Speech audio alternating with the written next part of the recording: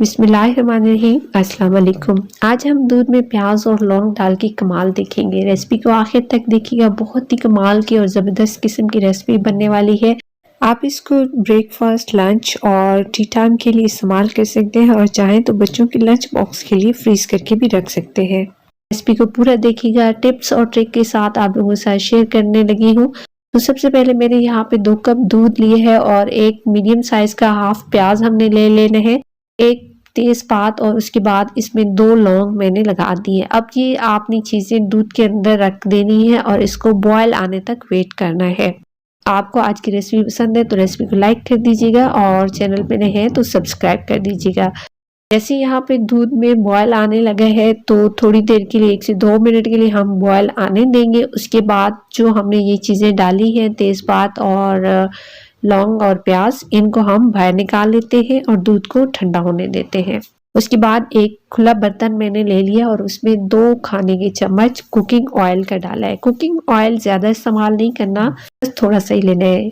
यहाँ पे 1 कप गाजर लिया है मैंने कद्दूकश किया हुआ, 1 कप मैंने यहाँ पे लिया है बंद गोभी का और 1 कप ही मैंने यहाँ पे शिमला मिर्च ली है। तीनों चीज़ों को आपने बारीक काट लेना है या फिर जूलियन कट में। कद्दूकश वैसे बहुत ही हलवा टाइप बन जाएगा, जूलियन कट का लीजिएगा। तो इन तीनों चीज़ों को मैंने इस कढ़ाई में डाल देना है और इसको जस्ट सौते कर लेना है ताकि जो हमारी सब्जियां हैं उनका पानी खुश्क हो जाए और वो क्रंची भी रहे।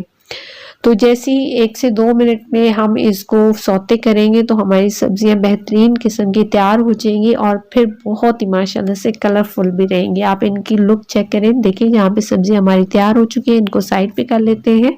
अब सेम कढ़ाई में मैंने दोबारा से यहाँ पे घी लिया है, देसी घी का इस्तेमाल किया है 2 खाने की चम्मच और उसके बाद यहाँ पे मैदे का इस्तेमाल करी हूँ मैं, 2 खाने की चम्मच मैदा इस्तेमाल किए हैं। अब मैदे को आपने घी के अंदर अच्छे से भून लेना है। जिस हल्का सा जैसी लाइट ब्राउन होगा तो हमारा मैदा जो है वो अच्छे से भून चुका होगा, सुंदी सुंदी सी खुशबू आने लगी है, तो इसका मतलब है हमारा मैदा जो है वो बिल्कुल रेडी हो चुका है, घी के अंदर भून चुका है। अब यहाँ पे हमने जो दूध तैयार करके रखा था थोड़ा थोड़ा करके शामिल करते जाना है ताकि इसमें गुठलियां ना बने। साथ में आपने इसको मुसलसल चलाना है ताकि इसमें लम्स ना आने पाए।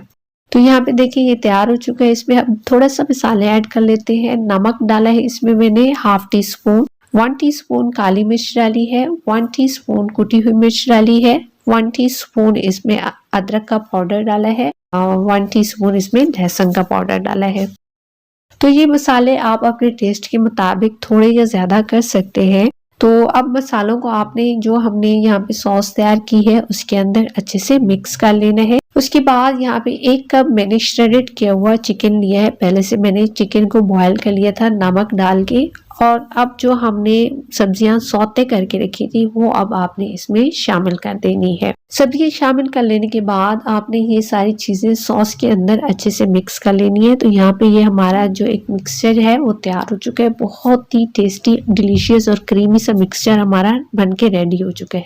मजीद इसको क्रीमी बनाने के लिए इसमें 2 से 3 खाने की चम्मच आपने मायोनीज शामिल कर देनी है। इससे टेक्सचर भी बहुत अच्छा आएगा और जायका भी बहुत क्रीमी सा बनता है।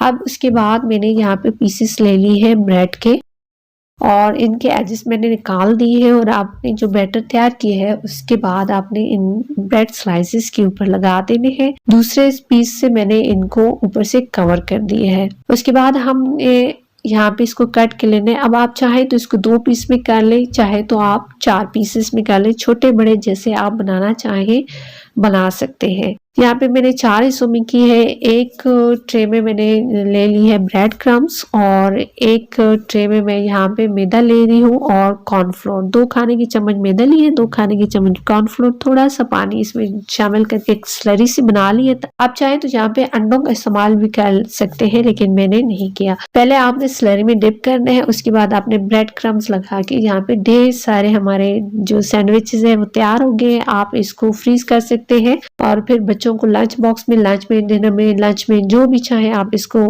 फौरन से दें। मेहमान आ जाए आप चाय के साथ फ्राई करें और सर्व करें तो बहुत ही जबरदस्त किस्म के ये सैंडविचेस बन के तैयार होते हैं। अगर आज की रेसिपी आप लोगों को पसंद आए तो रेसिपी को जरूर लाइक कर दीजिएगा, मुझे अपना फीडबैक दीजिएगा।